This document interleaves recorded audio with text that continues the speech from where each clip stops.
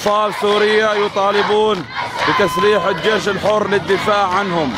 مدينة الحراك 21/3/2012.